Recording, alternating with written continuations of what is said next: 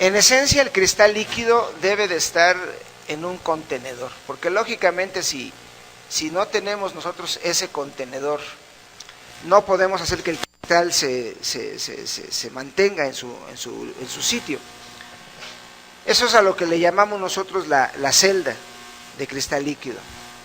Obviamente son paredes que forman un recipiente, si quiere usted véalo como si fuera un cubo, donde hay que depositar adentro una pequeña cantidad de esa sustancia, que por cierto es líquida, sí tiene una consistencia de líquido. ¿Alguno de ustedes ha tocado el líquido cuando se rompe un LCD? ¿No? Y hemos tenido displays rotos, pero luego a veces se rompen, pero no se escapa no sale porque como viene bien sellado, se derrama por dentro. Ya ven que por dentro se empieza ahí a ir por todos lados el cristal, el líquido. Pero cuando un display se rompe así totalmente, sí sale líquido. Por eso les preguntaba si lo han tocado. Bueno, no es exactamente como agüita. Haga de cuenta que es como una mezcla como si mezclara usted agua y tantitito aceite. Ahora sí que sería una mezcla de agua como con aceite. Usted lo agarra y se siente un poquito viscoso.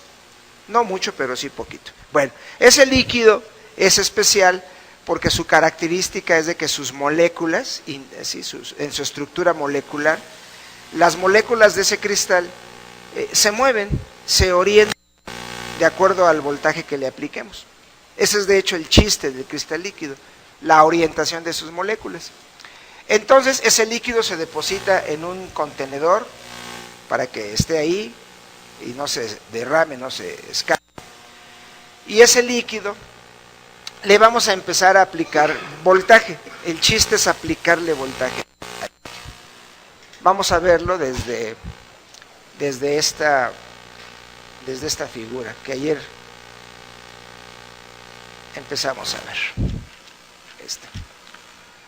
Haga de cuenta que ahí está la celda. Por supuesto que las paredes laterales no están dibujadas, para poder ver mejor, ¿no?, la explicación de lo que ocurre internamente.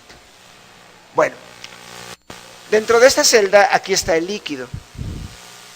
Esa franja amarilla que usted ve ahí representa en este caso la luz que va a atravesar la celda, y esa luz viene desde el fondo. Vamos a representarlo así. Vamos a suponer que la luz es emitida ya sea por un pequeño tubito, como eran las lamparitas, un pequeño tubo o un pequeño diodo. Vamos a colocar como si fuera un diodo de los que conocemos actualmente, un LED que emite luz.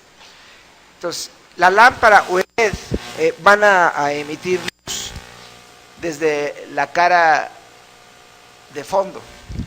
Van a emitir luz para que esa luz llegue a la celda y la atraviese. Pero para que la luz atraviese la celda hay dos elementos importantes. Ahí están indicados, son filtros polarizadores. Filtros polarizadores. ¿Cuál es la característica de los filtros polarizadores? Bueno, recuerden ustedes cuando hemos llegado a tener o hemos observado que alguien utiliza lentes polarizados o vidrios polarizados en un automóvil. ¿Cuál es la característica de un lente o un vidrio polarizado? ¿Qué notan? Los que van, por ejemplo, en un auto, los que van adentro se les oscurece totalmente todo. Al contrario, ellos ven bien. Claro, un poquito más oscurito porque lógicamente parte de la luz se obstruye. Pero los que van afuera, ¿cómo miran lo mismo que los de adentro? No, los que van afuera, bueno, ellos siguen viendo lo mismo, pero claro, ven oscuro. Como que no se alcanza a ver bien hacia adentro del auto. Y de hecho ese es el propósito de esos vidrios, que no se vea lo de adentro, pero que de adentro hacia afuera sí se vea bien. Bueno, tomando como base este efecto, aquí nosotros encontramos dos polarizadores. que son los que vienen marcados aquí con líneas verticales y otro con líneas horizontales.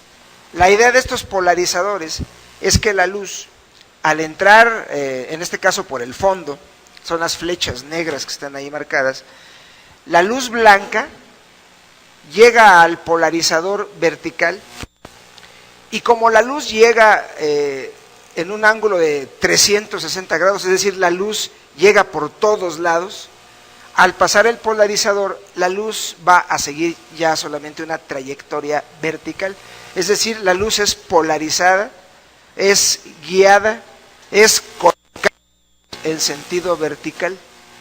Por eso se ve esa sección amarilla ahí, ya va a ver, la luz ya va, los rayos de luz fluyen en dirección vertical, ya no llegan en todos los ángulos como en la parte posterior. Bueno, esa luz vertical ahora llega al polarizador horizontal y ahí es donde viene el chiste de la celda. Si la luz llega vertical pero se encuentra con un polarizador horizontal, la luz va a chocar y no va a pasar. Ahí es donde viene el efecto que les comentaba, de cuando ustedes por fuera, porque la luz choca en el vidrio y no entra, por eso yo no veo bien lo que está dentro del auto. ¿Se entiende? Entonces, aquí pasa lo mismo. Si la luz pasa por el polarizador vertical y la luz se le da una orientación vertical y llega después al polarizador horizontal, la luz choca, no puede pasar porque ya trae una orientación y el polarizador horizontal le obstruye. Por eso aquí en el dibujo no pusieron una flecha de que la luz sale. No sale nada. De hecho, ustedes se han dado cuenta que ese efecto pasa en las pantallas.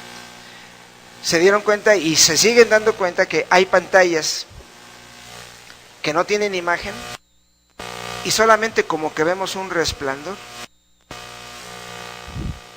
Quiere decir que ahí los polarizadores horizontales no dejan pasar la luz, como que medio se alcanza a ver algo. En cambio, han visto pantallas que tienen como falla que se ven blancas, totalmente blancas. Ahí, lógicamente, la luz ha sido orientada y está pasando plenamente, por eso se ve totalmente blanco. Entonces, ese es el chiste de los polarizadores, permitir que la luz pase o que no pase. En una disposición como la que está aquí, con polarizador vertical y luego un horizontal, definitivamente la luz no pasa. Usted vería oscuro de frente. De hecho, esa es la idea, ¿no? Que al observar aquí el polarizador, por ejemplo, vamos a tratar de hacer más o menos algo similar ahí. Suponiendo que son las caras internas, acá está el polarizador vertical en la cara del fondo y en la cara de enfrente está el horizontal. Estando así, la luz no pasa. Cualquier observador que esté mirando de frente no va a ver nada de, bueno, en teoría nada de luz. En la práctica, ustedes se han dado cuenta que cuando un LCD no tiene nada absolutamente de imagen ni de brillo, alcanzamos a ver esa luz que algunos vieron en algunas fallas que dice, se ve como un pequeño resplandor, lo cual nos confirma que las lámparas o los LEDs están prendidos. Bueno, así sería cero luz. Ahora, ¿qué vamos a hacer con el cristal líquido? Bueno, lo que vamos a hacer con el cristal líquido es aprovechar la característica de ese líquido colestérico. Le vamos a aplicar voltaje y entonces ese voltaje del cristal se va a orientar, mover de la siguiente manera. A ver, Pedro, más abajito, ahí, eso es, ahí así. Vamos a ver esta figura. Ahí está. Otra vez tenemos la misma situación. Tenemos una luz de fondo, tenemos el polarizador vertical, la luz entra, vean cómo la luz entra vertical. Y si de alguna manera yo lograra que la luz se torciera, por decirlo así, se ve torcida, ¿no? Bueno, si de alguna manera yo lograra que la luz vertical la tuerzo para que quede en posición horizontal, la luz pasa. La luz alcanza a pasar el polarizador horizontal. Y por supuesto que ahora sí tenemos la flecha amarilla, dándonos que hay salida de luz. Precisamente eso es lo que hace el cristal líquido. El cristal líquido que está colocado aquí adentro, aplicándole voltaje, voy a hacer que las moléculas del cristal se tuerzan, y al torcerse harán que la luz, al pasar a través de esas moléculas, la luz también se va a torcer, también se va a orientar en la dirección en que estén las moléculas. Ese va a ser el chiste. Obviamente debe de quedar claro que si yo logro orientar la luz de un sentido vertical, le doy un giro de 90 grados y lo pongo horizontal, entiendo que prácticamente toda la luz va a salir, prácticamente toda. Pero ahora pregunto, ¿qué tal si en lugar de torcer la luz estando vertical, no la tuerzo 90 grados? ¿Qué tal si nada más la doblo unos 45 grados? Lógicamente, la luz, ¿sí? La luz pues va a quedar, ahora sí que inclinada, ni va a quedar vertical, ni va a quedar horizontal, va a quedar ahora sí que en un ángulo intermedio. Lógicamente, eso hará que la cantidad de luz que salga es menos. O sea, sí va a alcanzar a salir alguna cantidad, pero pequeña. Y en la medida en que yo lo tuerza más y más y más y la vaya llevando casi a un sentido horizontal, pues la intensidad de luz va a ser cada vez mayor. Ese es el chiste del cristal líquido. Ahora aquí abajo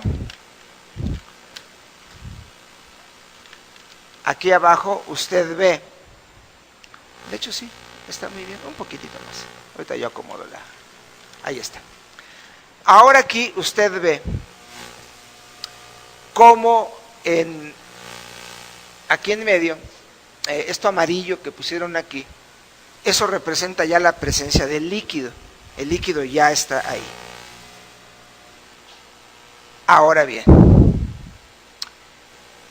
las moléculas del líquido, originalmente, sin aplicarles voltaje, sino de manera natural, las moléculas del cristal líquido están torcidas, ya de manera natural, sin que hagamos nada.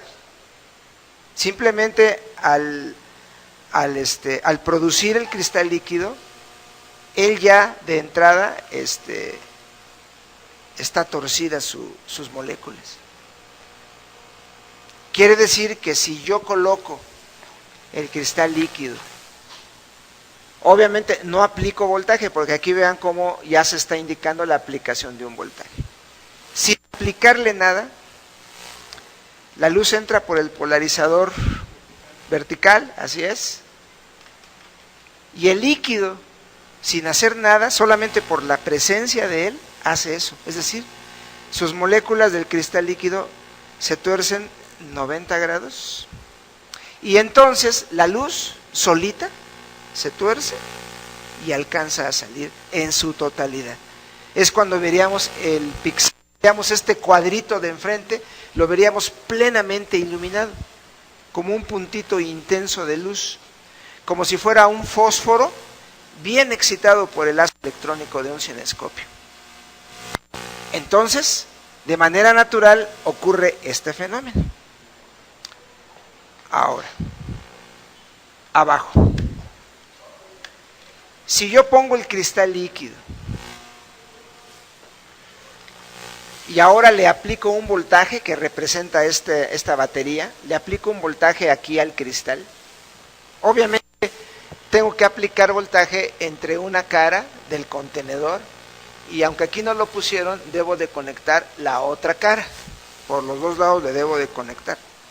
Si conecto ese voltaje y se lo aplico al cristal líquido, resulta que el voltaje lo que va a hacer es destorcer las moléculas que de manera natural ya están torcidas y las endereza. Por eso vean ustedes que ahí se ve la parte de amarilla del medio, se ve bien derechita, porque el voltaje ya enderezó.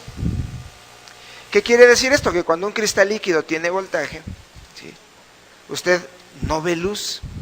Fíjese bien, cuando está el voltaje aplicado, con las moléculas enderezaditas verticalmente, la luz se orienta así, y está usted de acuerdo que la luz no pasa por el polarizador horizontal que está al frente, no pasa. Entonces, esta es la regla. Aplico voltaje, no pasa la luz porque están las moléculas orientadas. ¿Sí? Si no aplico voltaje, entonces la luz pasa total. Entonces esto me enseña qué es lo que pasa con un cristal líquido. Cuando a mí me llega una tele, la conecto, la prendo y se me ve totalmente blanco todo, ¿qué quiere decir?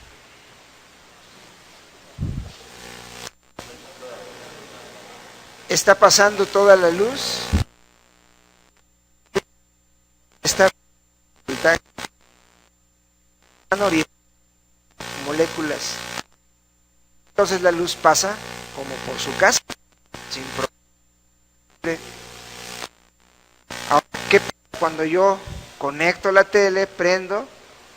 Como que aparece ese azulito tenue, pero no veo nada de luz. Significa entonces, ¿sí?, que se le está aplicando voltaje a las celdas, se están enderezando las moléculas y no están dejando pasar prácticamente nada más que el resplandor que se alcanza a notar. Esa es la diferencia cuando vemos ese comportamiento de una pantalla totalmente brillante o una pantalla totalmente oscura, pero lógicamente con sus lámparas o sus LEDs plenamente prendidos. Ahora, el chiste es que al aplicarle voltaje, originalmente está vertical la luz. Al aplicarle voltaje al cristal líquido, las moléculas se van a destorcer en diferentes grados. Entre la posición vertical y la posición horizontal hay 90 grados de diferencia.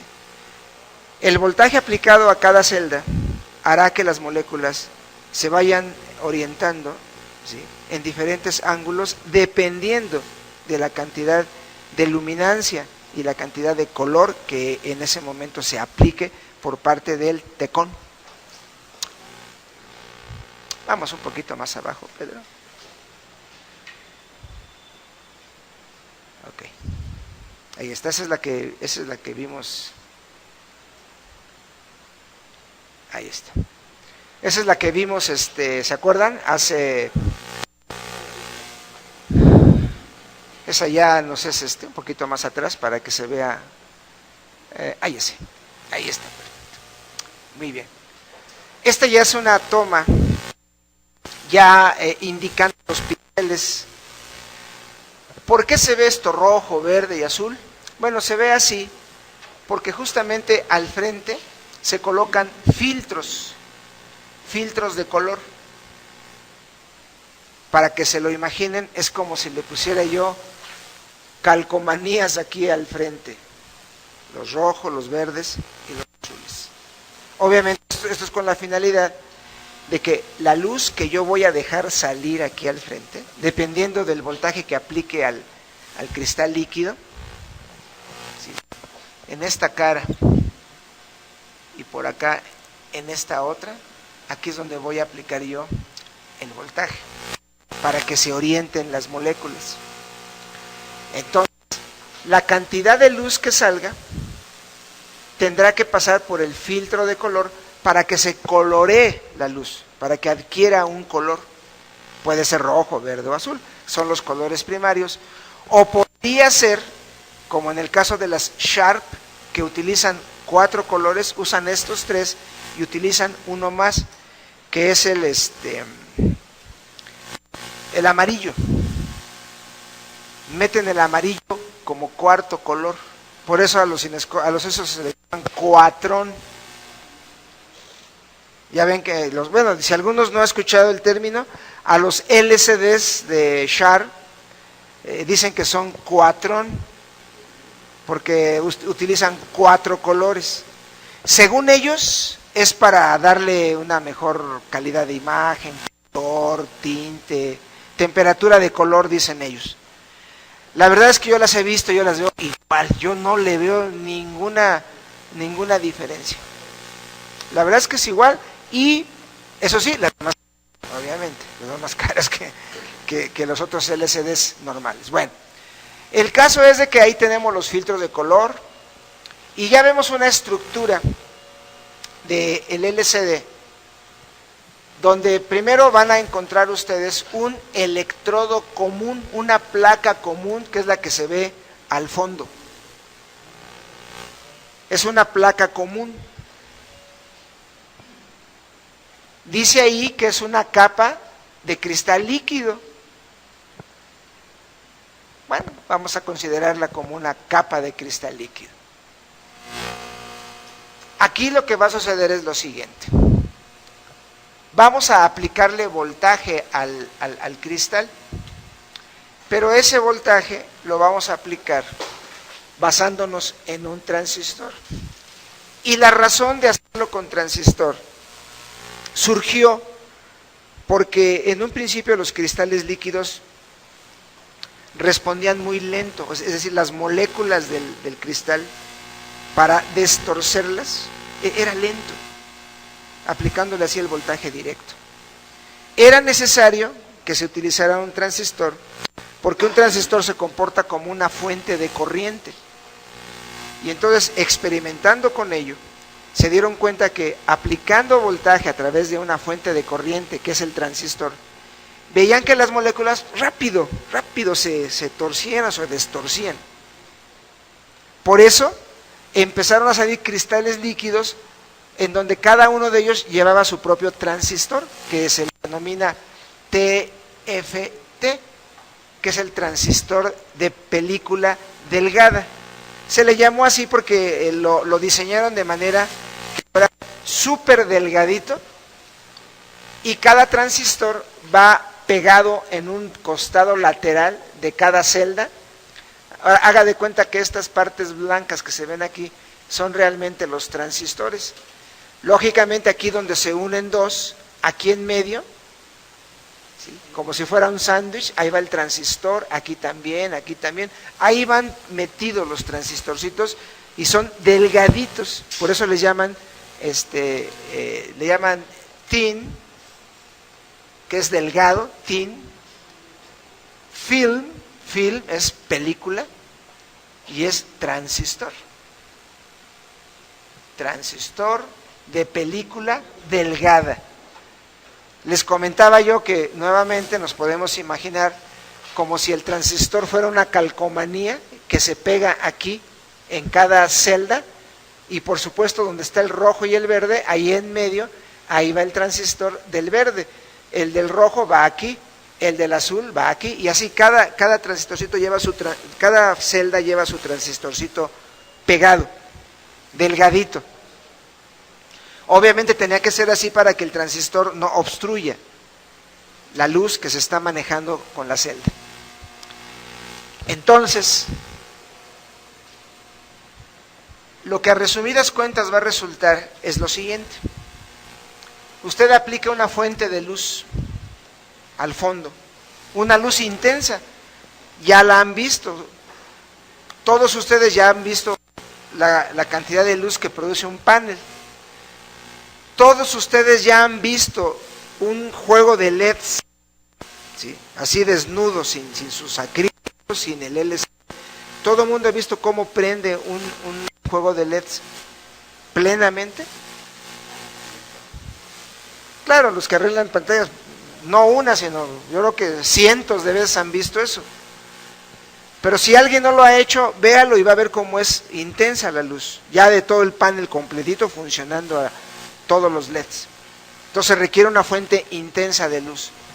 Bueno, una vez generada esa luz, lo que va a hacer la celda, mediante el voltaje aplicado al LCD, la celda lo que hace es dejar pasar una determinada cantidad de luz, que puede ser desde el 100% de luz, cuando yo no aplico voltaje al cristal líquido y las moléculas naturalmente se tuercen y naturalmente giran la luz y la luz sale completa al frente.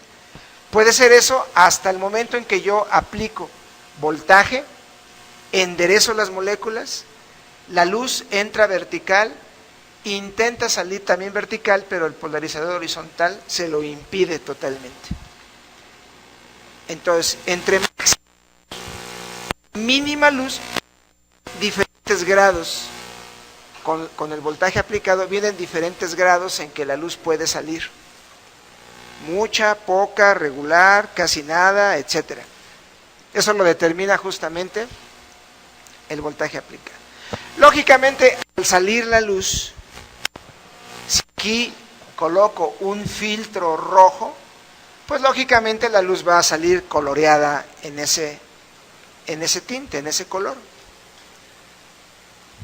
Y es lo que estamos observando en pantalla, una porción del LCD. Ahora bien, quiere decir que el voltaje aplicado al cristal líquido, en este caso, es el que aplica el transistor. Aquí se ha colocado un solo transistor para excitar esta celda roja. Obviamente todos los demás rojos y todos los verdes y azules tienen su propio transistor para excitar. Entonces imagínense, un panel, tan solo por ejemplo un panel de esos de Mover a México de 24 pulgadas, ¿cuántos transistores no lleva adentro? Pues la misma cantidad de celdas. No hablo de píxeles, porque píxeles es cuando usted junta este rojo con otro verde y con otro azul. Los tres en conjunto, ahora sí se llama píxel. Cada celda de estas podríamos llamarle subpíxel. Entonces son enormes las cantidades de estos componentes que vienen en un panel pequeño, y ya no se diga en un gigantón de esos de 60, 70 pulgadas, pues la cantidad es enorme. Por eso los cristales líquidos son complejos en su fabricación y por eso son caros. De hecho, el cristal líquido, ustedes bien saben que es un alto porcentaje del costo de la tele, es el cristal líquido. Algunos me han preguntado que les cotice y ya se han dado cuenta de los precios. Cuando son nuevos, simplemente un cristal líquido nuevo es comprar otra tele. Conseguir un LCD de uso, pues es la opción, y eso todavía está en veremos, porque luego también el cliente, como les han dicho a ustedes, no quieren pagar. Luego quieren que uno le consiga cristales líquidos de a 500 pesos o de a 1000 pesos, ni eso siquiera cuestan. Entonces, un cristal líquido dañado, pues, lógicamente creo que es la falla más grave que puede tener una televisión. Algo similar pasaba en cinescopio, ¿no? Un cinescopio tronado, pues igual, las posibilidades, sobre todo si eran televisiones bien equipadas, pues no tenía muchas posibilidades eso. Porque como es de alta precisión los LCDs, y ustedes lo saben, porque antes ocurría mucho, sobre todo en la era de las camaritas como estas. Llegaron a ver ustedes cristales líquidos que mostraban unas como estrellitas, unos puntitos brillantes, que ya estaban fijos ahí. Son píxeles muertos, píxeles que no salieron bien. Y no es un píxel, son varios, por eso se ve el puntito blanco brillante como si fuera una estrellita fija. Defectos de los cristales líquidos. ¿Ustedes creen que un cristal líquido con unos 2 o 3 defectos se podría vender como nuevo? a precio de nuevo, no. Eso, si acaso bien va, a lo mejor lo venden como remate, como saldo. Pero no todo es producción al 100%. Por esa razón, los cristales líquidos son caros, por su manufactura, el cuidado que debe tener, el control de calidad, y los cristales líquidos nunca van a ser baratos. Y todo el mundo lo sabe, porque inclusive, si ustedes van a los deshuesaderos, que todo el mundo conoce, ya saben cuáles son. Los del 2, los del 14, los del 17, ya los conocen. No digo nombres para no lastimar sensibilidades, pero todos ustedes los conocen. ¿A poco ellos venden cristales líquidos? No los venden. Porque los poquitos que llegan a conseguir, ¿quién creen que los usa? Ellos, claro. Y como nomás llega uno o dos, no, pues ya, presta. Y cuando usted llega, no, pues ¿sabes qué? No hay, claro, pues es lógico. Muy bien. A través del transistor se hace que el líquido que tiene adentro esta celda responda rápido, se destuerza de volada, para poder generar imágenes, video con movimiento normal. Este capacitorcito que está aquí es una parte fundamental del cristal líquido. ¿Para qué? Recuerden que la celda se activa en un instante, pero este capacitor guarda el voltaje aplicado, lo guarda por un breve tiempo, en lo que el TECON sigue excitando a todos los demás.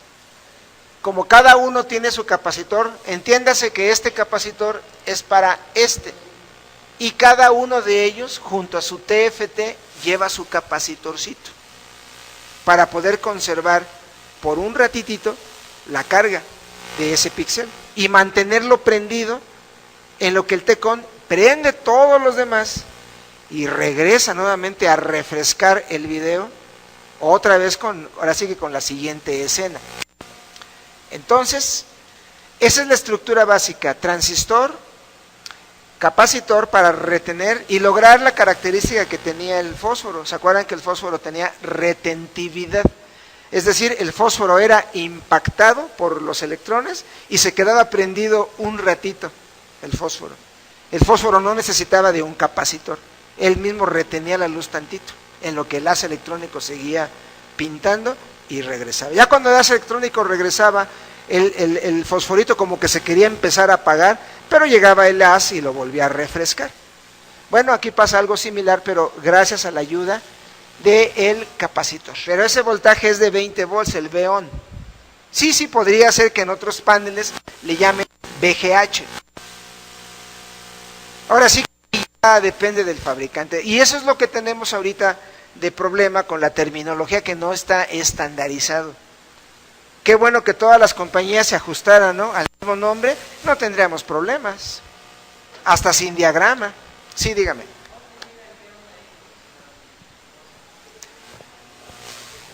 Lo polariza. Lo que pasa es que aquí nosotros tenemos, aquí donde dice gate line, aquí llega el video. Este video viene siendo esta polarización. Haga de cuenta que este voltaje es aplicado por medio del gate. ¿En qué configuración está ahí el gate?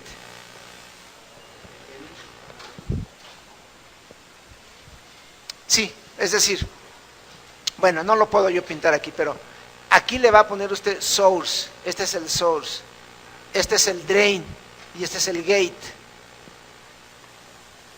Entonces, en este caso, el voltaje de 20 volts se utiliza para aplicarla aquí en data line. Aquí.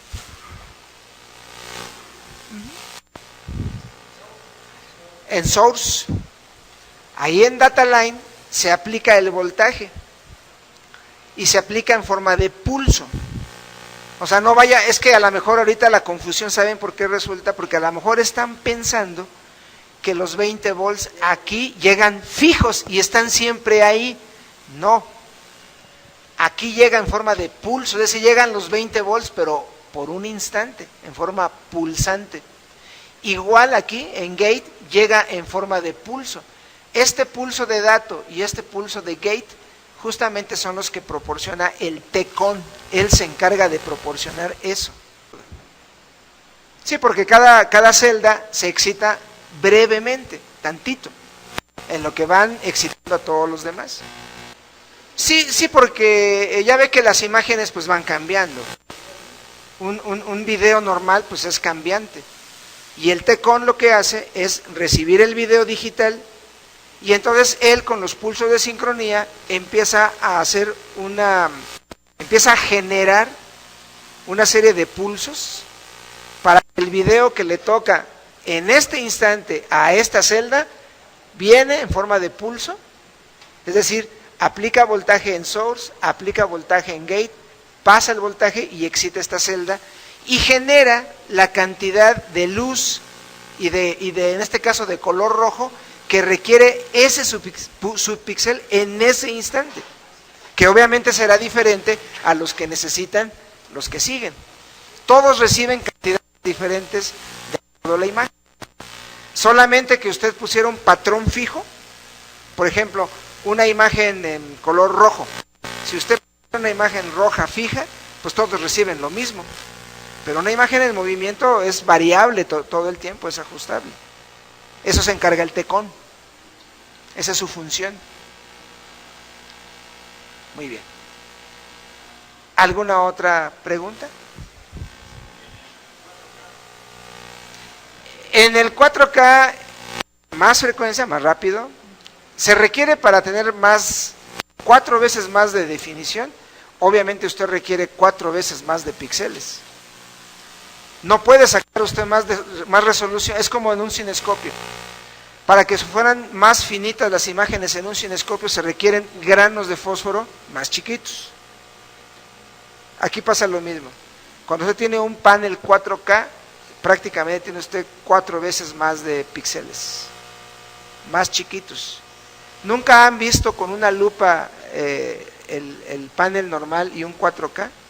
Véanlo, para que vean cómo notoriamente, por ejemplo, este es el normal, viendo uno de de las celdas, y el 4K más o menos se ve así.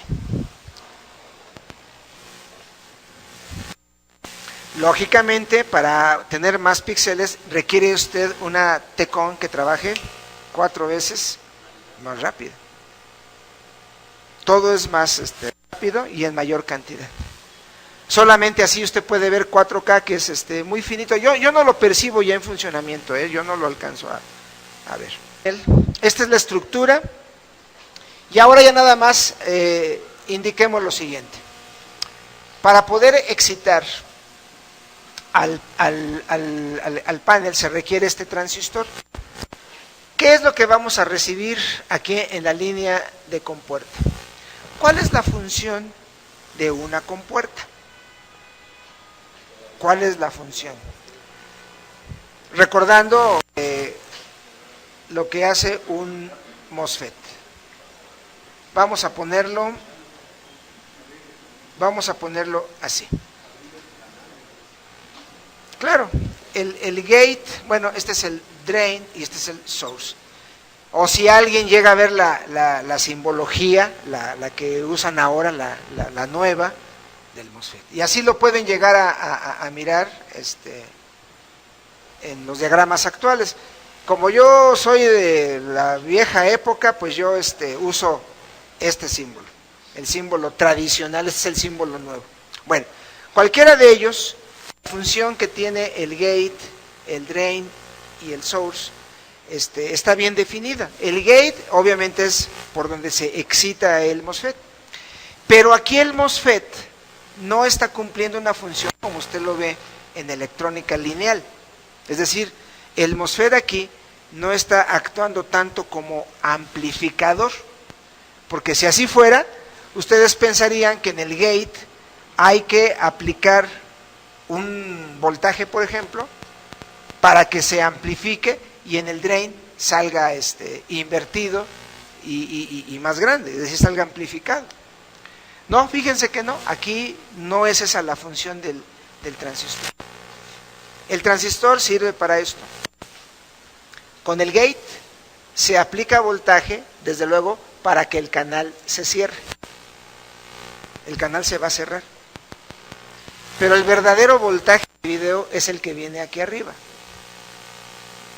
Es el que viene aquí en data line, que es en este caso el source. Es decir, este transistor se va a comportar como si fuera un switch, o puede usted considerarlo como un amplificador en gate común, con puerta común, que sería el equivalente a un transistor bipolar base común, más o menos. Aquí aplicamos un voltaje fijo, fíjese, esa es la diferencia. Aquí aplicamos un voltaje fijo en gate. ¿Cuál es la finalidad de ese voltaje? Que el canal se cierre. O sea, el gate aquí nada más va a ser para que al aplicar el pulso de voltaje fijo, se cierre. Y ya que se cerró, como si fuera un switch, ahora sí, acá viene, ¿sí? En este caso viene por el source. Aquí en el source viene un voltaje que es el que va a pasar a través del source, sale por drain y se aplica a la celda. Y a lo mejor ahora usted se va a preguntar, bueno, está bien, el MOSFET cierra su canal, pasa el pulso por source y se aplica en drain. Y se va a preguntar entonces, ¿y entonces dónde está el video? ¿Cómo se producen los diferentes niveles de rojos, diferentes niveles de verde, de azules? ¿Cómo? Y la clave está en el tiempo, es decir, el pulso que se aplica es tipo PWM. Si se aplica un pulso angostito o si se aplica un pulso más ancho, eso justamente es lo que hace que la celda reciba durante más tiempo.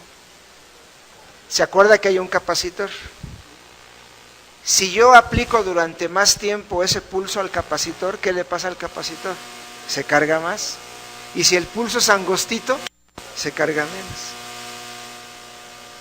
Y con ese voltaje más menos, que es el PWM del video, con ese voltajito, las moléculas del LCD están de acuerdo que se destuercen más o menos. Y entonces la cantidad de luz que pasa es más o menos. Y entonces el pixelito se va a ver más rojo, por ejemplo, hablando en términos de que se está excitando. Usted este pixel lo va a ver muy rojo si pasa mucha luz, pero si pasa poquita luz, porque distorcí poco las moléculas, se va a ver un rojito tenue. O si de plano cierro toda la luz y no la dejo pasar, ese se va a ver oscuro.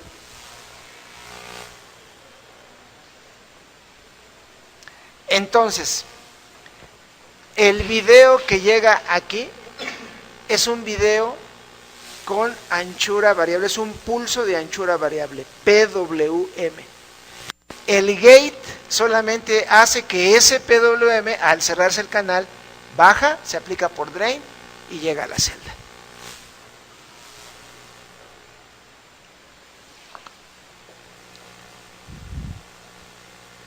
¿Sí me expliqué o no? Así es como trabajan las celdas. Ahora, debo aclarar también lo siguiente. Debo de aclararles que los píxeles, todos los de una línea, todos son excitados al mismo tiempo por la compuerta es común. Al excitar una compuerta, excitan toda esa línea completa, la línea horizontal, toda la excitan completa. Y entonces, esta línea de datos que se aplica a cada uno de ellos empieza a generar diferentes tonalidades de rojos, verdes y azules. ¿Quién se encarga de eso? El TECON. Ahí es donde entra la función del TECON. El TECON es el que aplica el data line y aplica el TECON el gate line. y aplica las líneas de dirección. Es decir, el TECON tiene control absoluto sobre el LCD. Le aplica todo, con puertas, datos de video, voltajes de polarización también vienen desde el TECON. VGH, VGL.